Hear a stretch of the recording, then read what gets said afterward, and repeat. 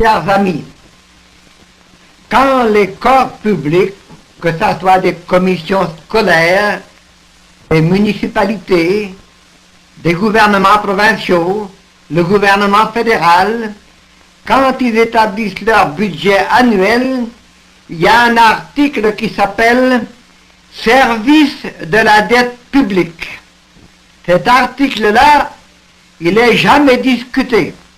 Le seul fait de présenter les chiffres de la dette, les chiffres du service de la dette, ce qui veut dire les intérêts à payer et les remboursements annuels quand ils peuvent sur le capital, ces chiffres-là sont approuvés sans discussion.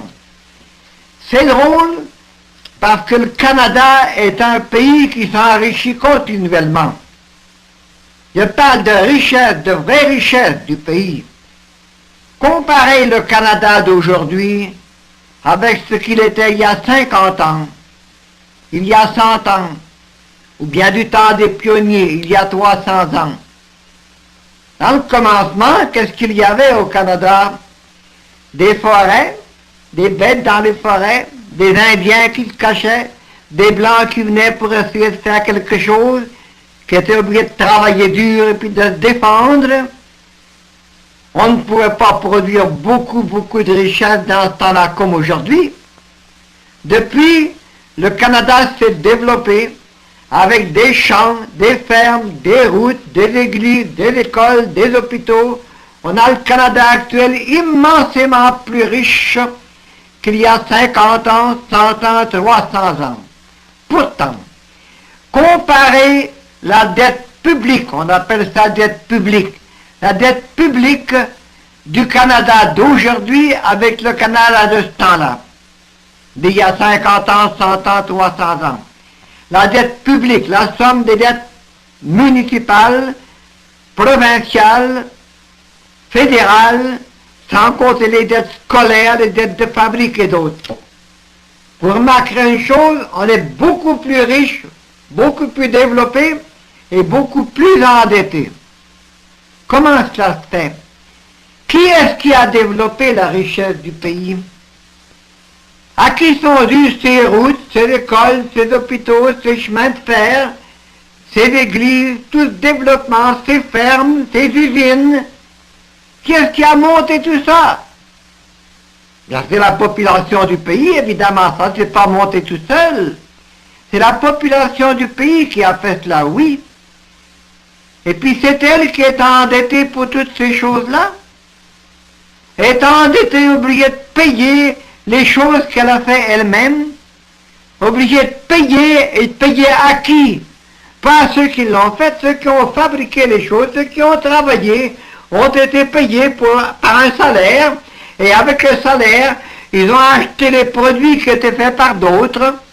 Si on a pu construire une école, par exemple, les constructeurs de l'école ont dû se nourrir, s'habiller. S'ils ont pu le faire, c'est parce qu'il y avait d'autres personnes dans le pays qui produisaient de la nourriture ou des habits. Ça veut dire que c'est la population dans son ensemble qui a produit ces choses durables qui ont été faites et qui existent encore aujourd'hui. C'est donc le fruit du travail de la population, ajouté aux ressources naturelles qui appartiennent aussi à la population. Comment ça se fait que la population est endettée pour les choses qu'elle-même a produites? Et non seulement elle a fait payer pour ce qu'elle a produit elle-même, mais elle a fait payer plus que le prix de ce que ça a coûté. Par exemple, vous empruntez pour bâtir une école, vous bâtissez l'école, c'est la population du pays qui fait tout ça, tout ce qu'il faut pour bâtir, bien pour nourrir ceux qui bâtissent, etc. L'école a peut-être coûté 300 000 $. Vous allez prendre 20 ans pour rembourser ça, vous remboursez deux fois, une fois et demie, deux fois, quelquefois davantage le prix si on prend plus de temps. Pourtant, on devrait payer que ce que l'on consomme. Vous achetez un pain, vous ne le mangez rien qu'une fois. Si on vous le fait payer 3 fois, vous dites c'est absurde. Et acheter mon pain, il ne peut pas le consommer 3 fois, je ne vais le payer rien qu'une fois. Bien, Les écoles, on les consomme même pas toutes et on les a déjà payées 2 fois, quelquefois 3 fois. Le maire de la ville de Kenogami nous disait un jour, notre aqueduc municipal, on l'a déjà payé 3 fois et demi et puis on le doit encore. Est-ce qu'il est encore debout de votre aqueduc? Certainement. Alors vous ne l'avez pas consommé, maman, vous n'avez même pas consommé une fois, vous l'avez payé 3 fois et demi. C'est absurde, ils comprenaient bien ça, c'est absurde. Pourquoi est-ce que c'est même? C'est à cause d'un système financier absurde. Oh, un système financier voleur.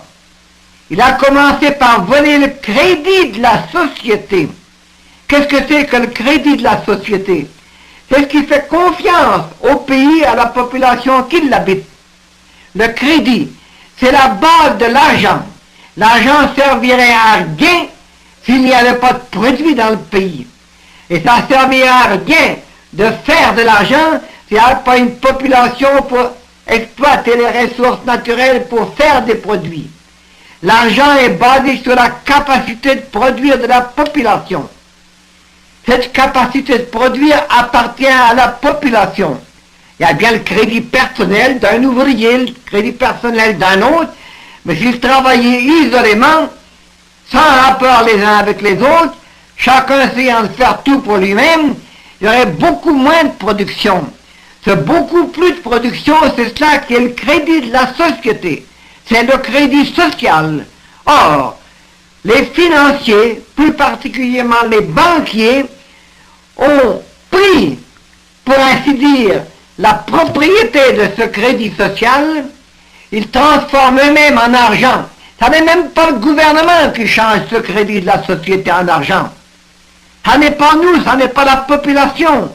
Nous, nos représentants, ce sont les banquiers seuls qui ont le pouvoir, parce qu'on leur a donné le droit là, ils ont le pouvoir légal de changer le crédit de la société en argent. Et quand ils l'ont changé, ils prêtent cet argent-là. À qui le prêtent-ils? Aux propriétaires du crédit social. Ils le prêtent aux producteurs pour produire. Ils le prêtent à la population pour faire des choses. Et après l'avoir prêté, ils disent, vous le rembourserez. Et vous me paierez de l'intérêt encore pour avoir pris votre crédit puis vous l'avoir prêté. Peut-on imaginer quelque chose de plus absurde? Et le résultat de tout cela, c'est que la production et les producteurs sont à la merci de ceux qui prêtent le crédit de la société. Ils sont à leur merci. Les financiers, les banquiers qui vont prêter de l'argent peuvent refuser de le prêter ou mettre des conditions impossibles. Ils mettent l'intérêt, le terme qu'ils veulent pour se faire rembourser. Si on n'accepte pas leurs conditions, on est obligé de se passer de l'argent, de se passer du crédit qui nous appartient. Et si on accepte leurs conditions, on s'endette. Et on s'endette pour toute la production qu'on va faire et au-delà. Et à cause de cela, bien, il y a la production souvent paralysée, ralentie, et on n'est pas les propriétaires clairs de ce que l'on produit. Voilà du côté de la production. À part de cela, comment faire pour se procurer les produits qu'on a faits? Il y a des produits qui sont à vendre. Les écoles ne sont pas à vendre, elles sont à utiliser. Mais il y a des produits qui sont à vendre, qu'on appelle les biens de consommation. Il y en a dans les magasins, ces produits-là. Puis on en a besoin dans nos maisons. Que faut-il faire pour les obtenir? Il faut les payer. Avec quoi? Avec de l'argent. Ah, où est-il né cet argent-là? Il est né dans les banques. Comment nous est-il venu? Par les salaires, ou bien par les dividendes industriels, par les octrois qui viennent des taxes, par les salaires qui viennent de l'argent que les producteurs ont emprunté justement des exploiteurs de notre crédit social. Et l'argent qui nous vient par les salaires et autrement n'est jamais égal au prix. Parce que dans le prix, il y a d'autres choses, il y a des charges financières, il y a justement l'intérêt qu'il faut rembourser aux banquiers. Il y a des paiements qu'il faut lui faire avant même que le produit vienne sur le marché. Ensuite, il y a des taxes qu'il faut donner au gouvernement pour le service de la dette publique. Il y a des réserves qui sont obligées de faire pour remplacer les biens quand ils vont être usés. Tout ça, c'est pas distribué, cet argent-là, il est dans le pourri. On n'est pas capable de les payer, et le système financier, devant notre incapacité de payer, nous laisse dans la dèche. On reste là, avec des besoins, en face de la production abondante qui est faite. Et en face de la production éminemment plus abondante qui pourrait être faite, si on n'y mettait pas justement l'obstacle financier. Quand vous avez 500 000 chômeurs dans un pays, ça représente une production d'au moins 2 milliards de richesses qui n'est pas faite. Et de la production pas faite dans l'année, pourquoi? Parce qu'on a laissé les chômeurs chômer, pourquoi? Parce qu'on n'avait pas l'argent pour acheter la production qui était faite. La population dans son ensemble n'est pas capable de payer la production qu'elle fait. La production qu'elle fait pour les biens de consommation. Pas puisqu'elle n'est capable de payer la production qu'elle a faite pour les biens de production, pour les biens durables, qu'on lui fait payer 2 fois, 3 fois, alors qu'elle l'a faite elle-même.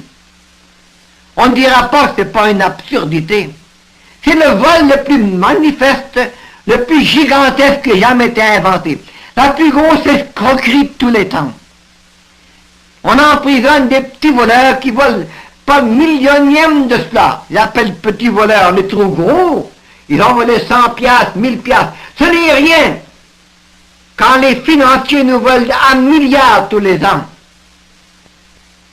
Et on laisse faire ça. Et il y en a qui s'amusent avec les partis politiques et s'occuper de ce problème-là. Il y en a qui, au lieu de frapper sur le système financier, frappent sur d'autres. Les ouvriers, par exemple, les syndicats, où frappent-ils? Sur le patron. C'est celui qui leur distribue un petit peu du crédit de la société, du crédit emprunté. C'est celui qui les emploie et qui leur permet d'avoir un petit peu d'argent. Les socialistes, où frappent-ils les autres? Ils frappent sur les richesses, sur la population. Il faut tout le temps enrôler la population au service du gouvernement. Mais tous ces gens sont dans la lune. Et les gens qui disent créditistes, qui sont dans le parti du crédit social, où frappent-ils les autres? Ils frappent sur les sièges parlementaires, sur ceux qui sont dessus. Ils veulent les mettre dehors pour s'asseoir à leur place. Ça va changer, ça. C'est pas là que ça soit le financier. C'est pas là qu'il est. Il y a bien d'autres choses que ça à faire. Et les séparatistes, monsieur, quoi frappent-ils? Ils frappent sur les Anglais, sur le reste de la population dans les autres provinces du Canada. C'est pas les Anglais qui nous volent, c'est le système financier. Tous ces gens-là dépensent des énergies à tort et à travers. Au lieu de les mettre à la bonne place, à la bonne place. Et les résultats de tout ça, ça n'est pas seulement de rendre le monde les uns contre les autres, comme on fait, ça met le monde dans l'embarras, dans l'insécurité. On n'est pas sûr d'avoir notre pain aujourd'hui, on n'est pas sûr de l'avoir demain. Alors que le soleil brillera encore demain, que la pluie tombera encore, que le sol produira encore, que les cultivateurs ne demanderont pas mieux que de remplir nos étagères, alors que les industriels ne demanderont pas mieux que de travailler, alors que les chômeurs ne demanderont pas mieux que d'aider à faire plus de production. Un système absurde, un système de voleurs, un système qui nous fait nous manger les uns les autres, et un système qui met l'insécurité, l'anxiété dans tous les foyers, à nous rendre matériel, on est pris par les soucis matériels constants, alors qu'on devrait débarrasser de tous les soucis matériels en pas de tant de richesse. Voilà ce qu'il faut comprendre. Étudiez le journal vers demain, vous le comprendrez. Recevez les pèlerins de Monde Meilleur, les bérets blancs qui vont chez vous pour vous présenter le message, et vous verrez qu'il est bien plus intéressant que ceux des politiciens avec leurs divisions et leurs ambitions.